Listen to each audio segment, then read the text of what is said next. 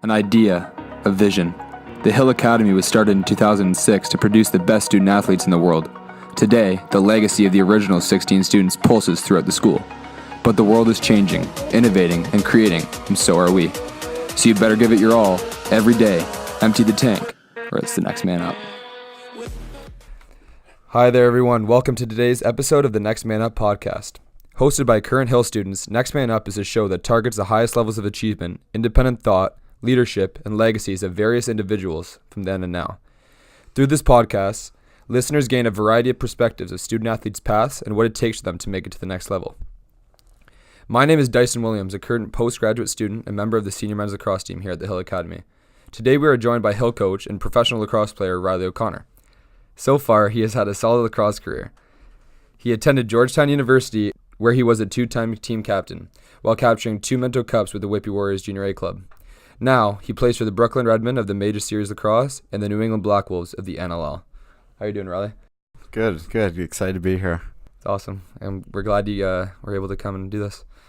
So, just to start things off, obviously a newer podcast, what do you think having the Next Man Up could do for the Hill? I think podcasting is something that's pretty cool, even with my experience now commuting into the Hill every day, which about 40 minutes.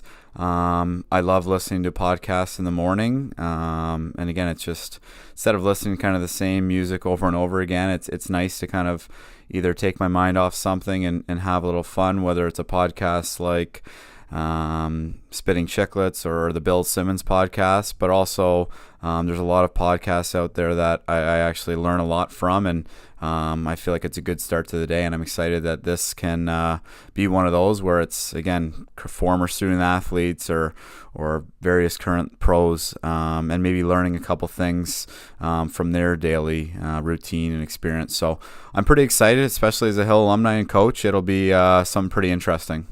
Yeah, that's awesome. So, as you were saying, you're obviously a Hill alumni and you're a coach, so you're kind of here on two different eras. What was it like when you were a student at the Hill and you were playing for Coach Brody? It was amazing. It's definitely come a long way. Our program here continues to grow and grow. Back when I was here, it was, again, it's always been the same in terms of, again, the leadership, which starts at the top with the Merrills, and the environment of hard work, team first, and just the culture here that they've laid down. It's definitely grown and gotten better in terms of little things from, for example, I used to practice out on the back of a baseball field, where now we've got a great turf facility, both indoor and out.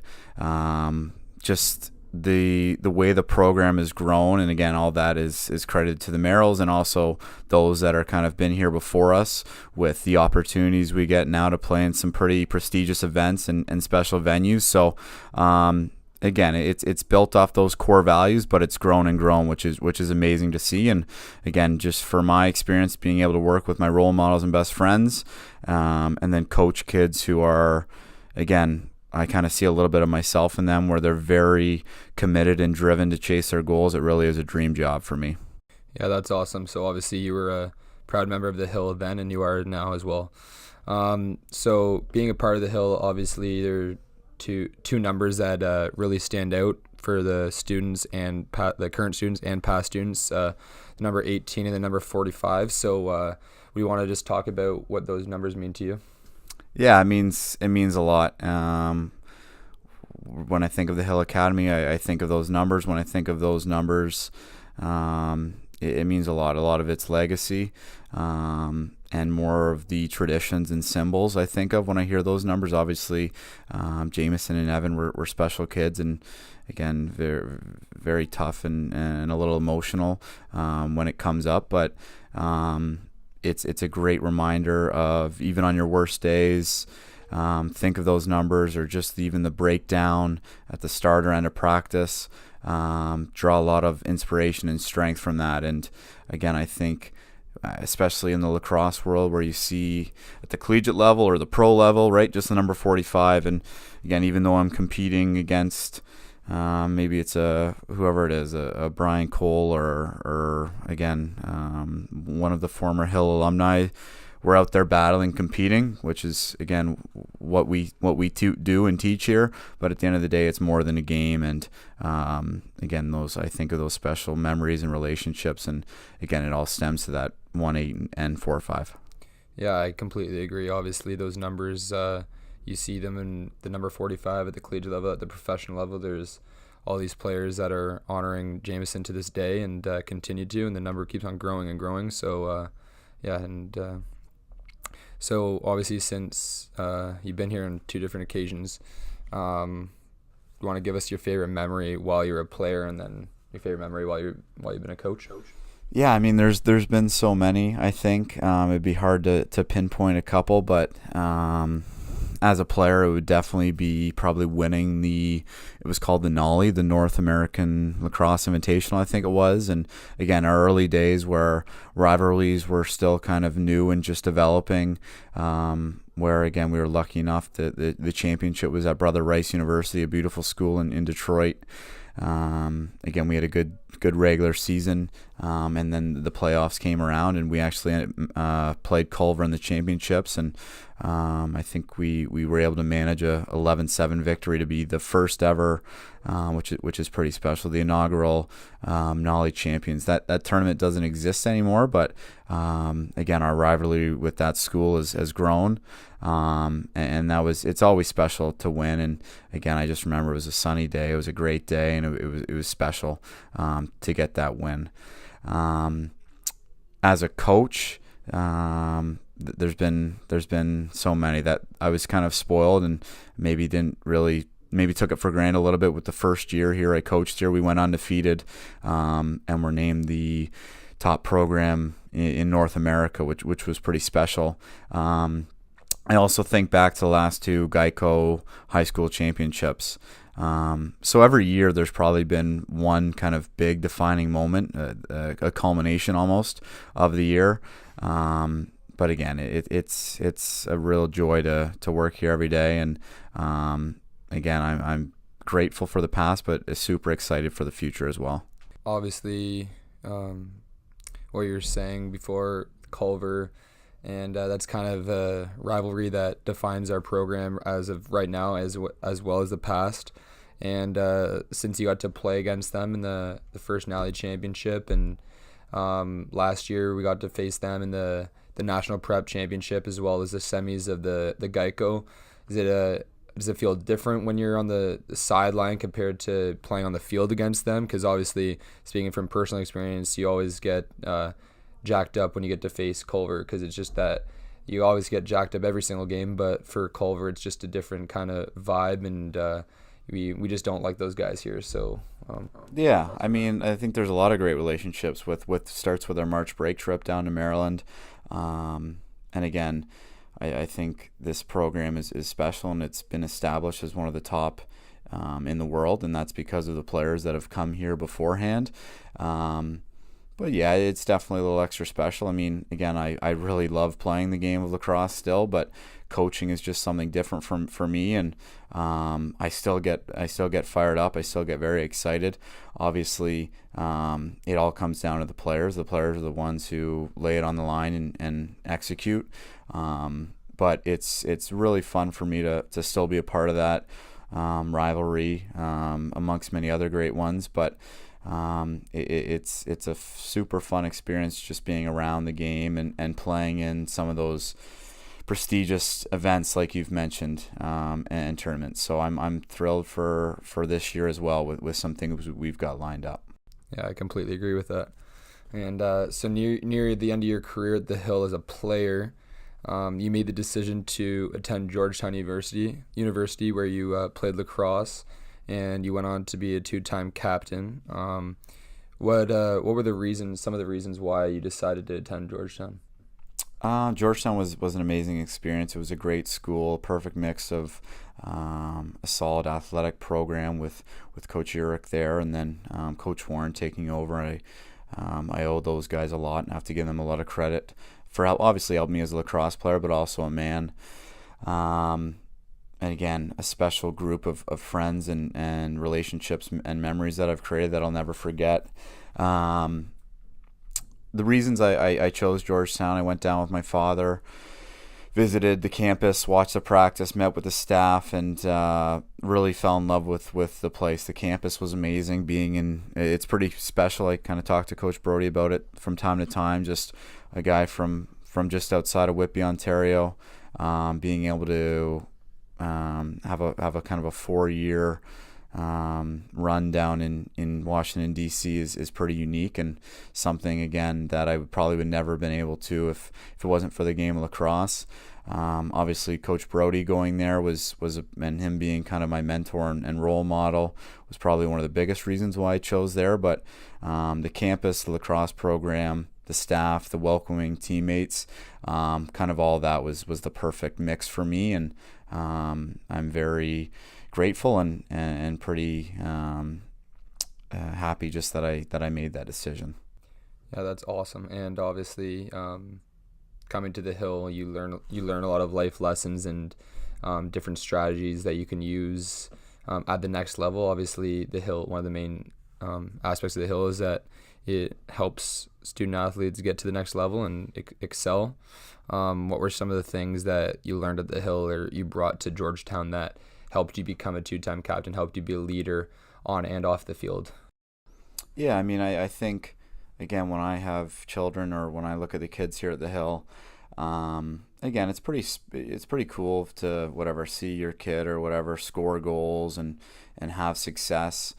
But for me, and again, I've learned this through the Hill, being named 2-time captain at Georgetown is probably the greatest experience and greatest accomplishment that I can ever have, right? It's pretty cool to be named MVP or this and that, but being a team captain is special. That means your teammates trust you. That means your coach trusts you. That's the greatest self-accomplishment, individual accomplishment that I think one can ever get. So that means a lot to me. And again, I learned those values through the Hill for sure. Again, just being a good person first and foremost, being a teammate that's trustworthy, that's going to show up every day, that's going to work hard. And again, that means a lot. I take great pride in that. Yeah, I bet. Obviously, you were captain at Georgetown, but that wasn't one of the only places you were captain. You were captain on a couple occasions with the Whitby Warriors Junior A club, where you won a couple Minto Cups. And obviously, like I'm lucky enough to play for the same organization and follow in the footsteps of great players from Whitby, such as yourself. Just talk to me about your experiences there and winning the Minto Cup, which is the dream of Junior A lacrosse players. Yeah, so that's the greatest lacrosse experience of my career so far, was those 2 years, 2011 and 2013. Again, playing alongside my best friends from my hometown team, playing the game I love, the sport I love, indoor lacrosse. Again, it is special. It's kind of tough to put into words how much that means to me. Both were very special, obviously 2011 being the first one. And again, maybe playing a bit of a lesser role, but still being a part of that and doing that out in we won that one in Alberta, Okotoks, which was pretty cool, being surrounded by guys like Mark Matthews, Shane Jackson, John LaFontaine, Adrian Sorchetti, Curtis Knight, Dan Littner, the list goes on.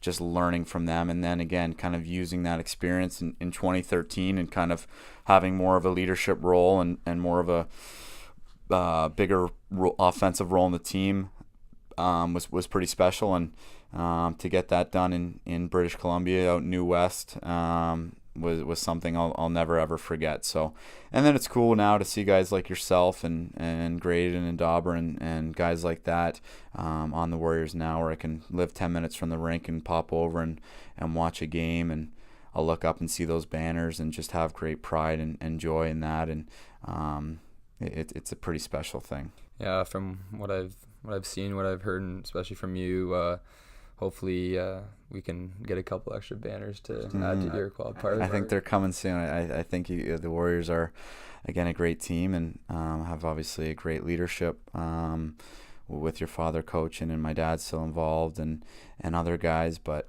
it's definitely on the right track. Yeah, I agree. Big things to come for Whitby. So now talking more about the present right now, 2019. It's your fourth year in the NLL, third year with New England. Seems like you've caught some early fire this season. 14 goals, 14 assists in 6 games. How do you feel like your role is with New England? How do you like being a part of that organization?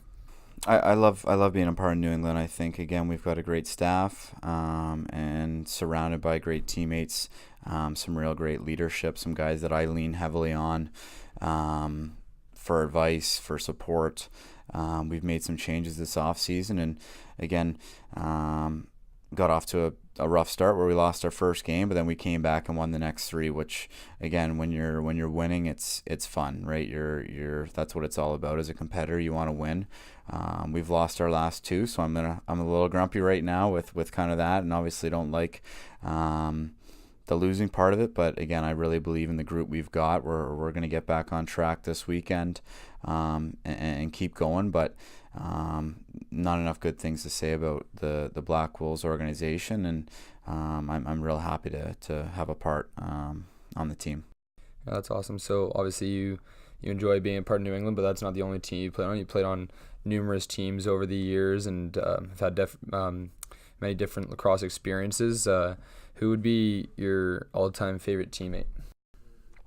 I've got so many great teammates. Again, for me, kind of just off the top of my head, thinking of guys, I think of guys that are, again, some of them are skilled, some of them aren't as skilled, but they're guys that, again, that show up every single day and sacrifice their kind of egos for the team, do whatever it takes, do whatever the coach asks. Sometimes it's being a bit of a, not a bad guy, but hard on guys. Sometimes it's being supportive.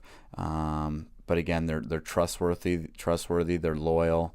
You know what you're going to get from them. And again, I've been lucky. I won 2 Minnow Cups. Again, championship teams win because of the guys in the locker room, I feel like. So I think of a guy like John LaFontaine, who, again, yeah, he's probably one of my best friends, but he'll give me the straight goods if I'm not delivering, if I'm not working hard, if I'm got a poor attitude or poor body language. He'll kind of keep me in line and keep me in check and get me going again. So again, there's many, but he's just kind of the one I think of off the top of my head. From my experiences, I had the pleasure of being coached by John LaFontaine in minor lacrosse with Whitby.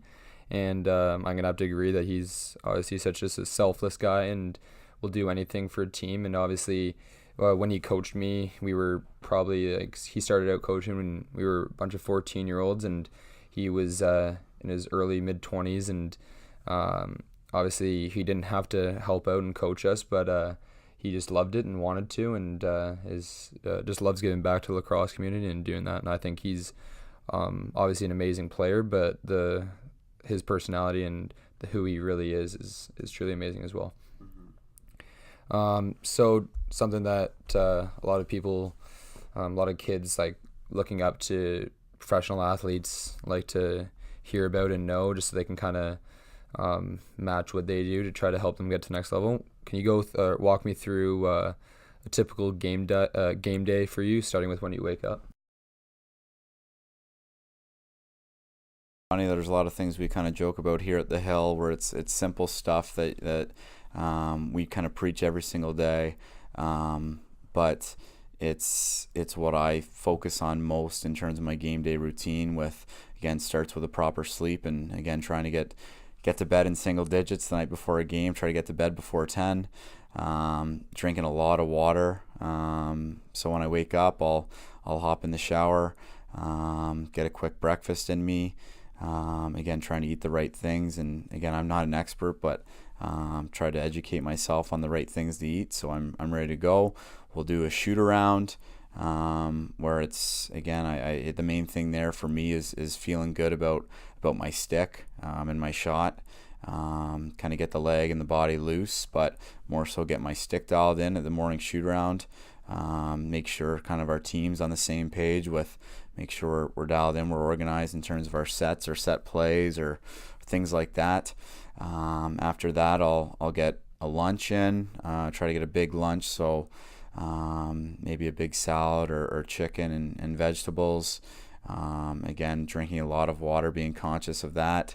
I'll come back to the hotel. I'll throw on my Normatec boots, try to get the legs loose even more. Again, maybe a little bit of reading if I'm a little awake, and to try to put me to bed and take a nap. Usually no more than an hour. Quick power nap, wake up, and then I'll go get kind of probably another small salad before the game.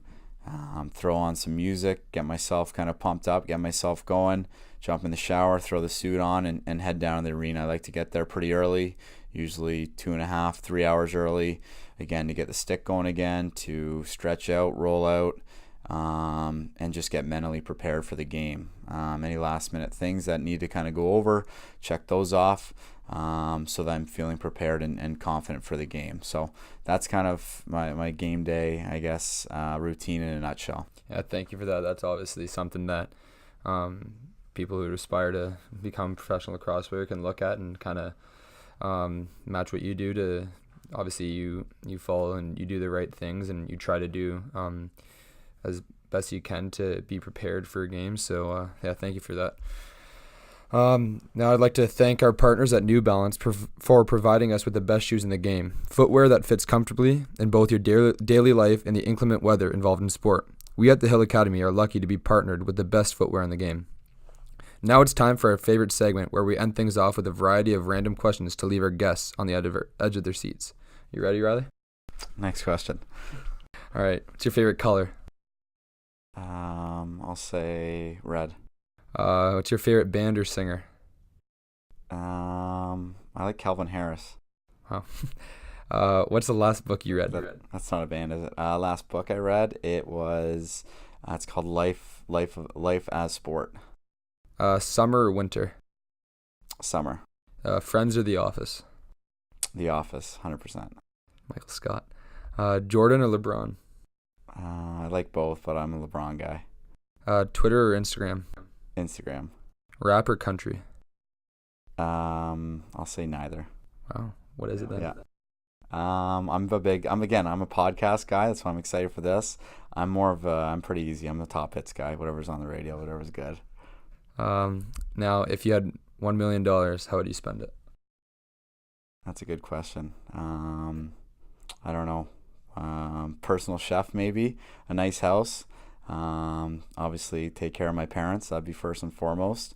But have some fun with it. Share with family and friends, I'll say. Questionable answers, but we'll take it. Yeah, so I'd like to thank you for coming out in this episode of Next Man Up. And obviously, you're a very credible lacrosse player and coach. And I'm very thankful. I can speak on behalf of our team and all the students at the Hill. We're very thankful that you are a part of this organization. You get to lead us, and yeah. So thank you for coming out. And no worries. I'm excited to see the growth of this. I know you guys are putting a lot of work in. I'm excited to see this thing grow, and I'll definitely be subscribing. You've got a listener in me, so I'm excited to see you guys take this thing off. And it's a great idea, and happy I could be a guest. Awesome. All right. Thank you. We'd like to thank our sponsors at New Balance and Warrior for outfitting our lacrosse program from head to toe, along with our sponsors at Bauer for producing the best gear in the game. Again, thanks for listening, and tune in next Monday morning for our weekly podcast. We'll hit you with our Hill Academy send-off. 1845 Hill Pride E.